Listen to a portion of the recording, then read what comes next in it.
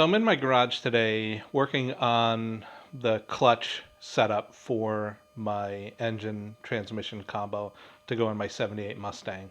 If you've been watching my videos, you know that I'm working with an early 289, one with a 5-bolt bell housing pattern, and I have a TKX, a Tremec TKX transmission, a brand new one. And the bell housing that I'm using is from QuickTime. It's a scatter shield, and it's designed specifically to adapt the 5-bolt block to the TKX transmission.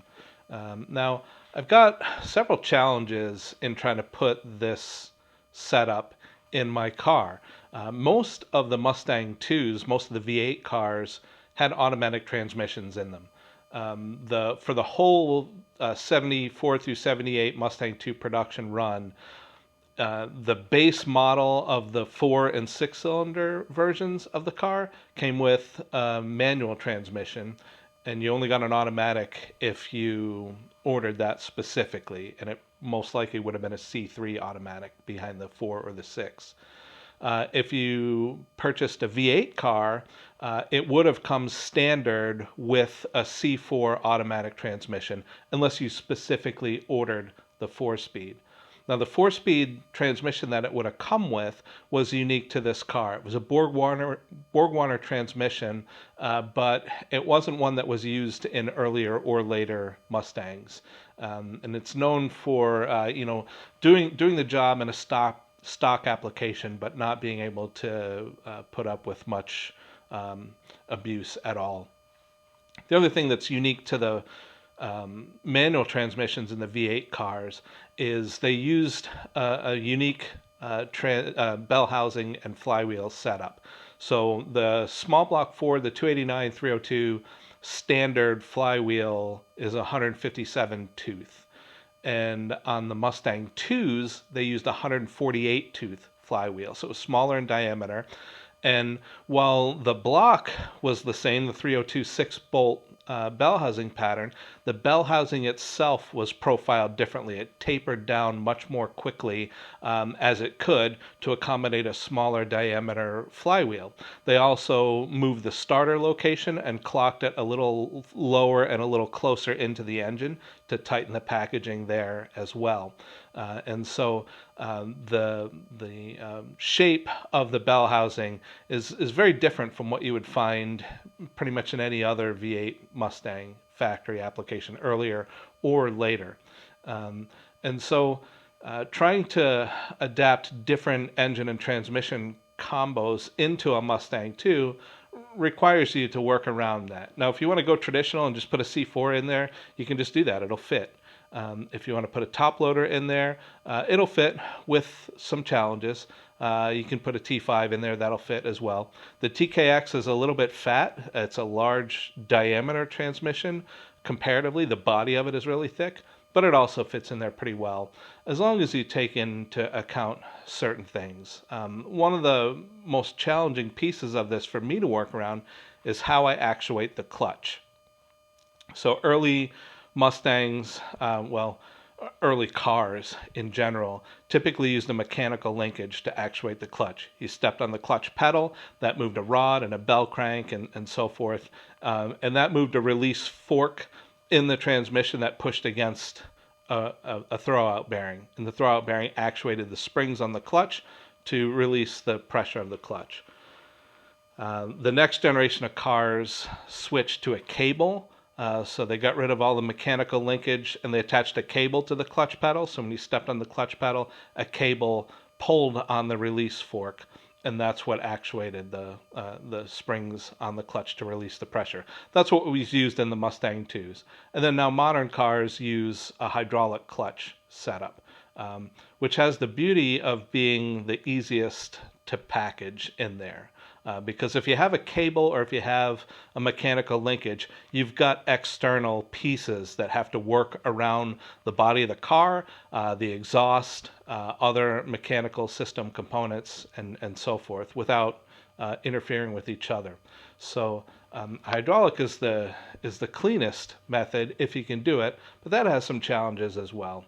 So let me show you the bell housing here, and I'll show you a little bit about what I'm working with and some of the challenges that I've had to face and how I'm dealing with them.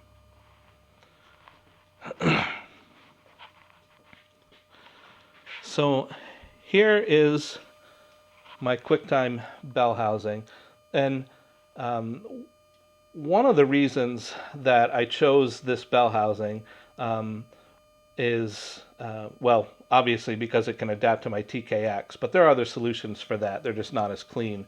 But what I really liked about the QuickTime bell housing is the profile to it.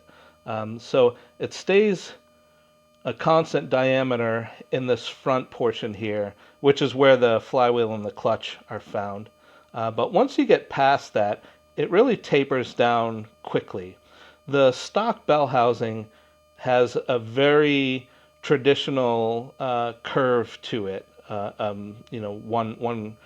nice arc, an even arc, and so it sticks out a lot more in this area. It gets closer to the headers on both sides, and it's wider overall.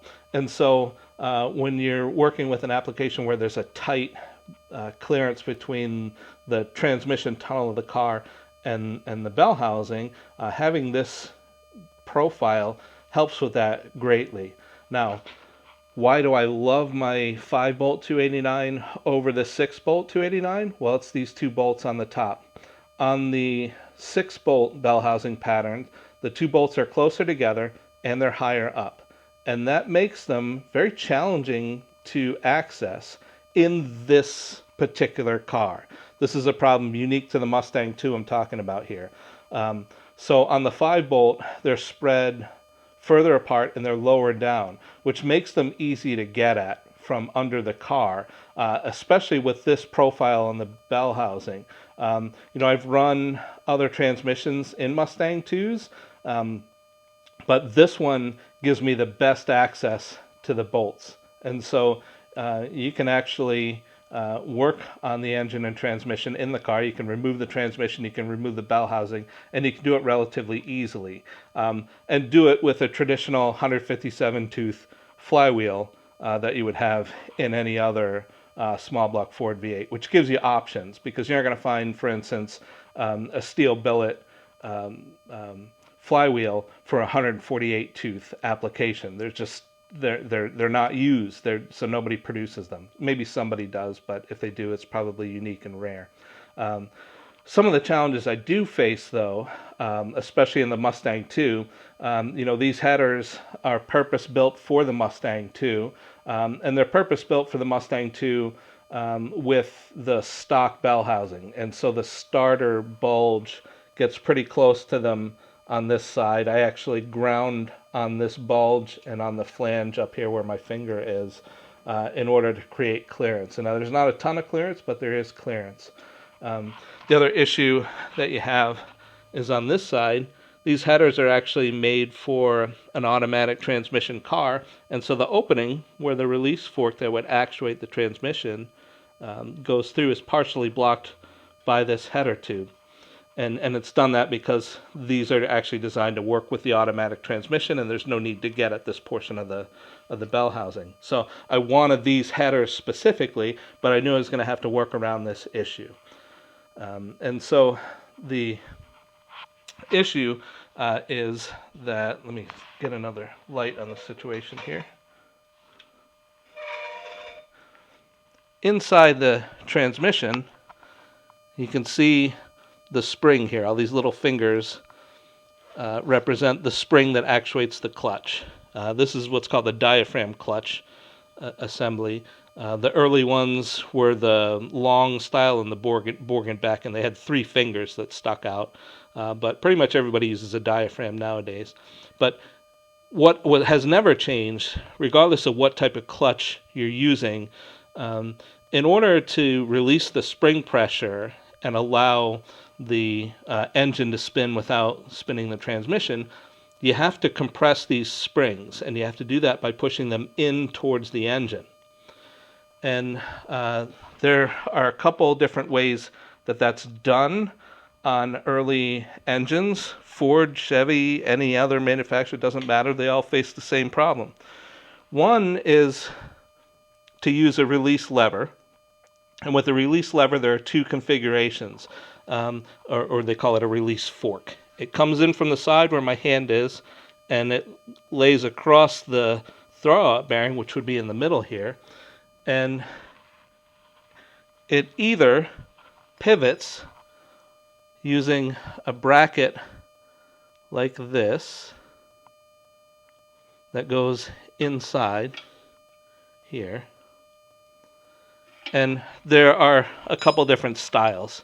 So this is one style, this is another style, right? And so they go on this side, and so the lever goes in here, it pivots on this, and with this type of lever, because it pivots on this side, you have to pull back on the release fork. So you pull back on the release fork, it pivots here, and as this end goes back, this end goes forward and pushes the throwout bearing against the spring to release the spring pressure. The other type uses a pivot ball like this. There is inside the bell housing here a threaded boss, and this little pivot ball screws into that on the inside. And the release fork would go through, all the way through, and sit on top of that pivot ball here.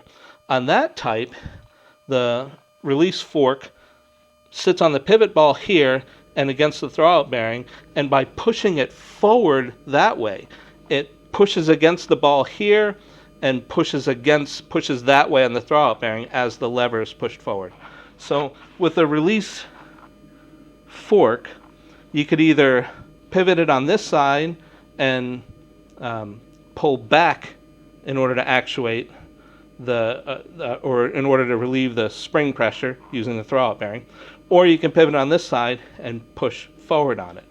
And they did that with either mechanical linkage or with a cable, depending on the year of the car. And if you had one of those and wanted to convert it to a hydraulic clutch, you could simply put a master cylinder on your clutch pedal and put a linear actuator on the outside here and get it to either push or pull whatever's appropriate in order to change to a hydraulic clutch assembly. But it still requires a lot to go on the outside here, mechanical linkage. So the way the mechanical linkage worked on the Mustang II was with a cable. So I have here, this is a pedal support bracket, and it's the same bracket on any of the cars, regardless of the type of the transmission that's used, manual or automatic, and whether or not it's manual or power brakes.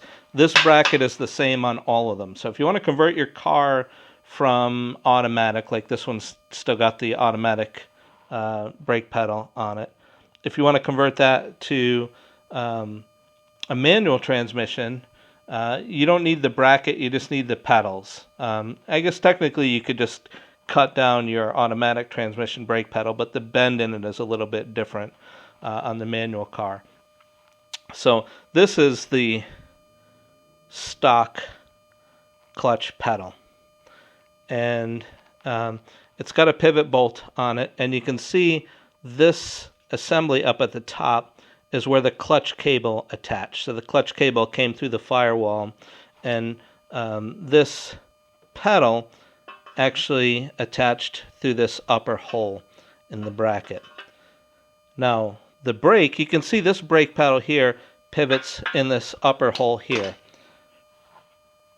Power brake cars with a power brake, a vacuum assisted power brake booster, whether automatic transmission or manual, pivot off of this bolt way up here.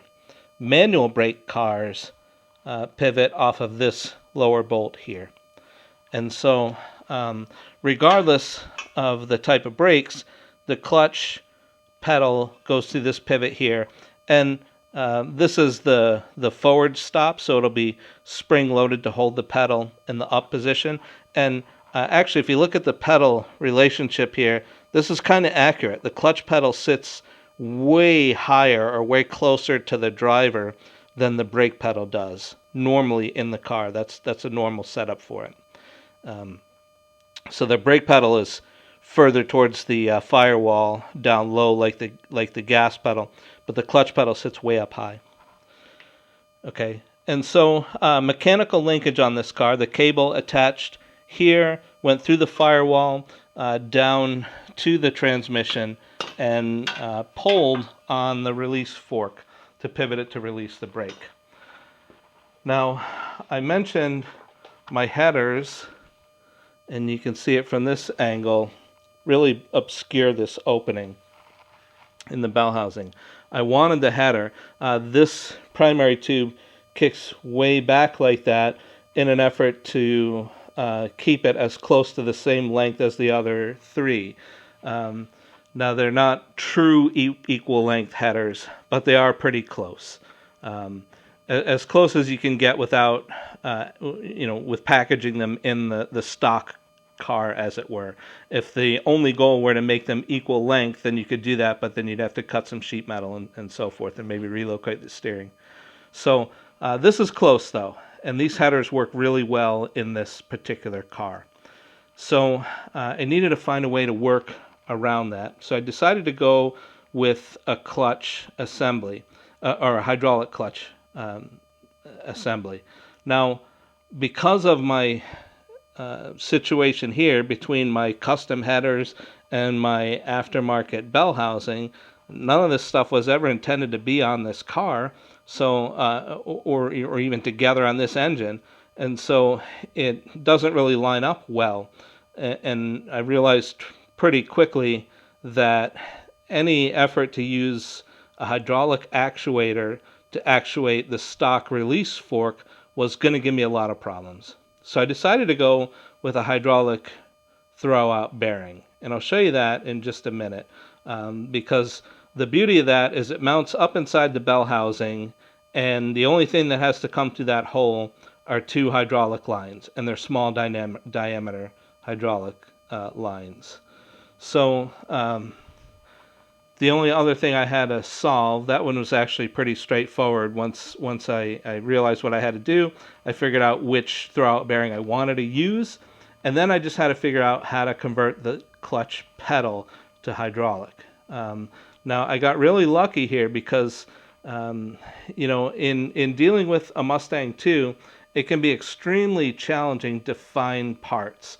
And everybody that makes parts for Mustangs, they make them 64.5 through 73 and 79 on up. Trying to find parts for a Mustang II is really an exercise in patience. But I got lucky when it came to the hydraulic clutch pedal in particular. There's a company called MalWood. MalWood makes hydraulic clutch pedal assemblies for just about anything, including the 74 through 78 Mustang II. And so that's what I ended up purchasing. And so it's not a modified stock component. They make all of this brand new. So this is their clutch pedal assembly here. And they make a bracket that goes on to the stock pedal bracket here. And it has two bolts. One bolt goes all the way through, and in this case, my brake pedal pivots on it, with the stock power brake on the other bracket. It pivoted there, but in this case my brake pedal is pivoting on the mount bracket for this hydraulic clutch assembly, and it uses the second hole, which is where the clutch pedal would pass through in a stock location, as just a pass-through bolt to stabilize all this, so that when you step on this clutch pedal, the whole thing doesn't rotate. This bolt fixes it in position. So it comes with a really nice billet master reservoir. So this line will go through the firewall, and I'll mount this in the firewall near the brake master cylinder. And this comes from MalWood with just a rubber hose and hose barb fittings here. But I bought an upgrade kit from them that gave me a -3 AN fitting here, and then a special fitting here where the hydraulic line feeds into the top of this master cylinder here. And then it comes with a -3 output line. And now almost, I won't say almost all, but a lot of the hydraulic throwout bearings use a -4 line. So from my -3 line coming out, I ran an adapter union, so -3 on this side, -4 on this side. And then in the car, I'm going to run this 90-degree bulkhead fitting through the transmission tunnel. And so that on the transmission side, in the tunnel, this line will come straight down, and it'll go through the opening in the bell housing, and it'll go to my hydraulic throwout bearing. And then the throwout bearing has two lines. One is the supply line from that master cylinder, and then the other is a bleeder line. It has a bleeder on it, looks just like a brake bleeder. And so this one will come out through that same hole, and it'll just go over here somewhere, and I'll mount it so that I can bleed the clutch. I can't shorten it. I went with a Tilton slave cylinder or hydraulic throwout bearing, and these lines are attached by Tilton. They strongly recommend that you don't try and pull them out. They're held in with a snap ring and have a seal on them. And unless you're really experienced with hydraulic lines, I would recommend you mess with it. But this is a Tilton 6000 series hydraulic throwout bearing. And when you step on that pedal and feed hydraulic fluid to it, it expands outward here. And as it expands outward, it presses on the fingers inside the clutch. When you release the clutch pedal, it'll return inward. So when you step on the clutch pedal, all that's happening is this is moving outward like that, and pressing on those fingers, pressing them towards the engine, and releasing the spring pressure that's holding the clutch disc, or discs. In my case, I have a multi-disc clutch. And so when you release, it goes back in. Press on it, it expands outward. Release, and it comes back in. So that's the only moving part. I don't have a large release fork that goes across, and the whole throwout bearing doesn't slide back and forth on the transmission sleeve like a traditional throwout bearing would.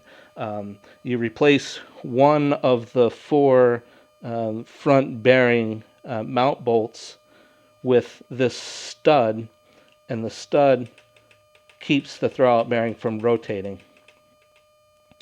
And the only other thing you have to do is set the initial distance that this front face is from that spring inside the clutch. This is a self-adjusting throwout bearing, so you only have to adjust it when you initially install it. Once it's installed, it's self-adjusting, just like your brakes are. As your brake pads wear, and the distance between the pads and the disc would become larger, but the cylinders in the brake calipers slide out a little bit to compensate for that, and they maintain a constant distance, or should if everything's working properly. This works the same way, so you only have to set it up initially, and then after that, it's self-adjusting. It's got it's pretty cool the way that it adjusts. I'm gonna pull it off here. It's a little stiff on here because there's an O-ring that holds it in place. But the way that it adjusts is through the use of this inner sleeve. This inner sleeve is actually a screw, and I can screw it out, and as I screw it out, it becomes thicker.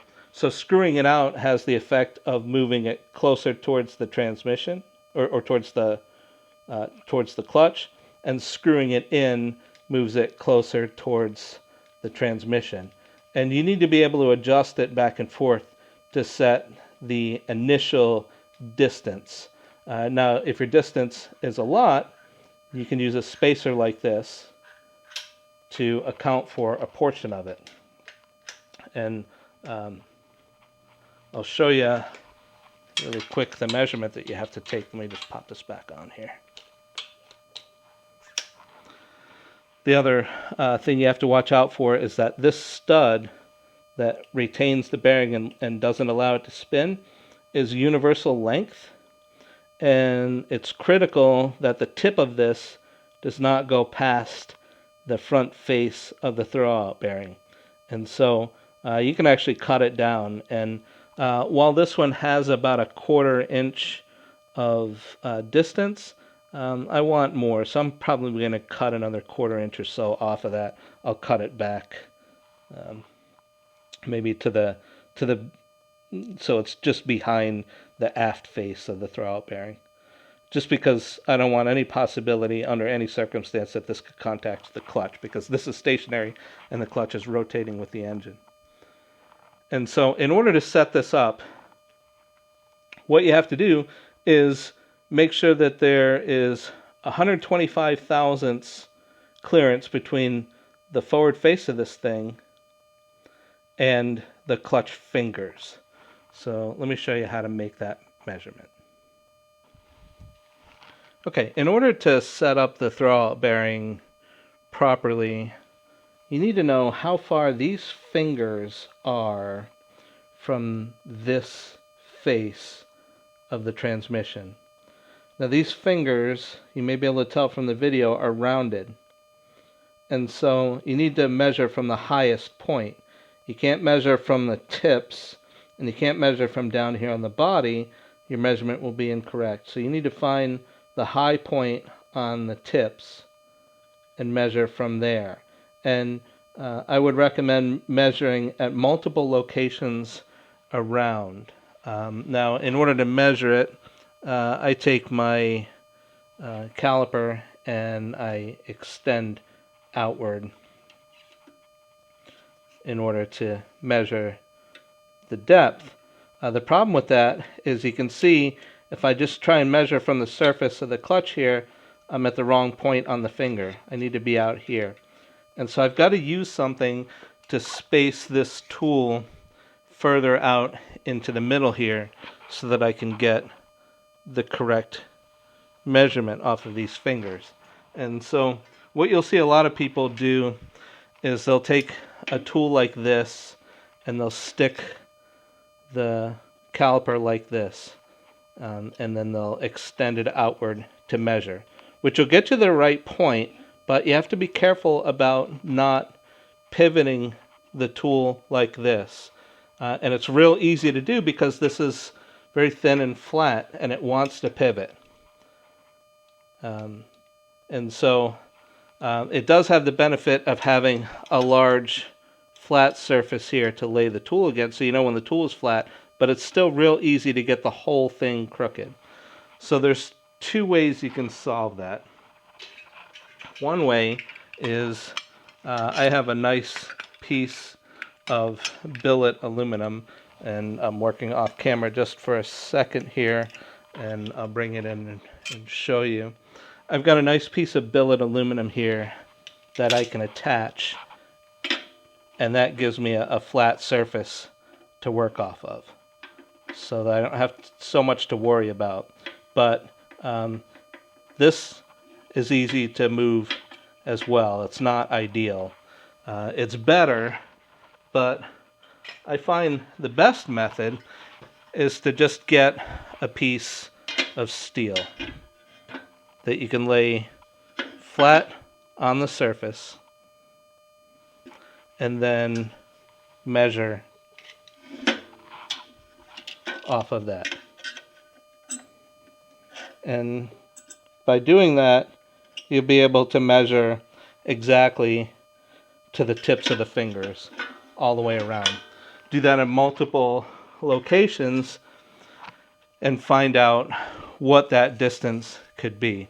Make sure that your measuring device is one that's accurate. I'm an aircraft mechanic. I use this on airplanes. It's a Mitutoyo, which is one of the best brands you can get as far as mechanical calibrated tooling, and this one is calibrated. So make sure that what you're using gives an accurate measurement. In my case, let me find my piece of paper here. So that measurement, accounting for the pieces steel, so I measured it and it included the amount that the tool was spaced out from the steel. So you got to measure the steel too and then subtract that. And what I found was that these fingers are 3.664 inches deep from this surface. So putting a straight edge across here, measuring in, it's 3.664 inches to the high point on these fingers. And what we need to do is make sure that the mating surface on our hydraulic throwout bearing is 125 thousandths of an inch back from that. Now, why are we measuring from this surface here? Well, it's because this surface is mating against this surface, and it's a common reference point. And so if I were to measure from this surface 3.664 inches out, that's where the fingers are. And so in order to set the hydraulic throwout bearing to the proper depth, I need to adjust that screw and or my spacer so that this face is 125 thousandths of an inch back from where the fingers are. And so the fingers being 3.664, subtract 125 thousandths of an inch from that, and that means that this face should be 3.539 inches off of this surface. And so you do the same thing. You take the calibrated tool, you put a straight edge across this surface and measure from here to here and adjust it until this becomes whatever your measurement is. In my case, 3.539 inches. And once that's set up, then you can just install it. And you shouldn't ever have to adjust it again.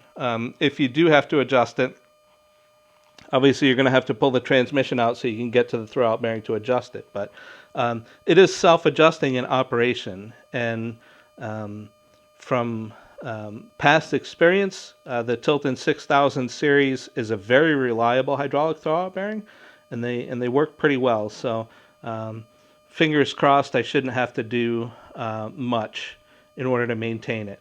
The only other thing I've got to do to install the transmission here is this bell housing is universal.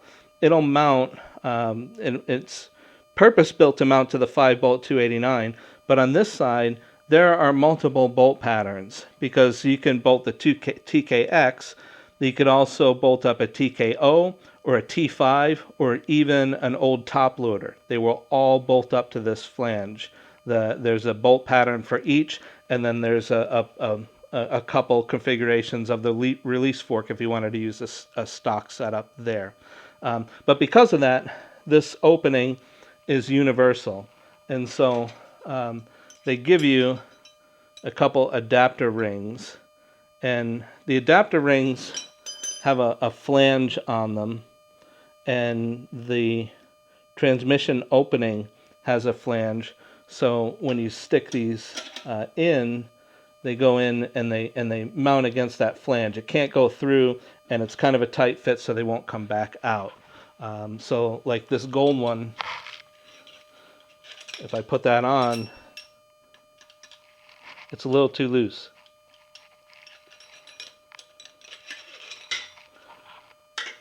But this silver one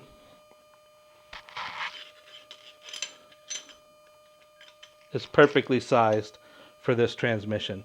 And so that takes up the difference between the bearing carrier on the front of the transmission here and the bell housing opening here.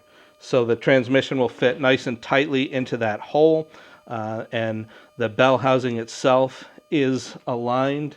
I went through the whole process with the dial indicator and offset bushings to make sure that the center line of this opening is within 5 thousandths of an inch of the center line of the crankshaft. And so I just need to do a couple final checks on my hydraulic throwout bearing, and I'll be able to install this transmission and test fit everything. And that, by the way, is the beauty of this type of engine stand with the four wheels and the stand mounts directly to the engine mounts. Not only does it put the engine close to the floor and make it nice and stable versus the engine assembly stand, but unlike the engine assembly stand, it gives me access to the whole back of the engine. So I could do all of this work in setting up the clutch and the bell housing and the transmission outside of the car. And I can test fit everything. I can work out all of the bugs. I can make any repairs or any modifications I need to make so that when I put it in the car, it'll go in easier. And so that is it for now. I was really lucky to find a hydraulic clutch pedal specifically for my car. I was very surprised by that. I thought I was going to have to buy something universal or use a stock pedal and maybe weld on a bracket so that I could run a master cylinder with it. But the MalWood pedal is amazing. It's about $500, worth every penny. It's a really high quality, well designed and well built product. So I'm really excited that solved that piece of the puzzle. And if the worst thing I have to do is adapt between a -3 hydraulic line on the master cylinder and a -4 line on the hydraulic throwout bearing, well, I'm doing pretty good. So I just need to figure out the lengths of all the appropriate lines and where to run it through the car. But it looks like that's going to make this whole installation work relatively easy. And even though I've got a dual disc clutch assembly with a lot of pressure holding the clutch discs together, it should be a stock feeling clutch pedal because of the hydraulic assist.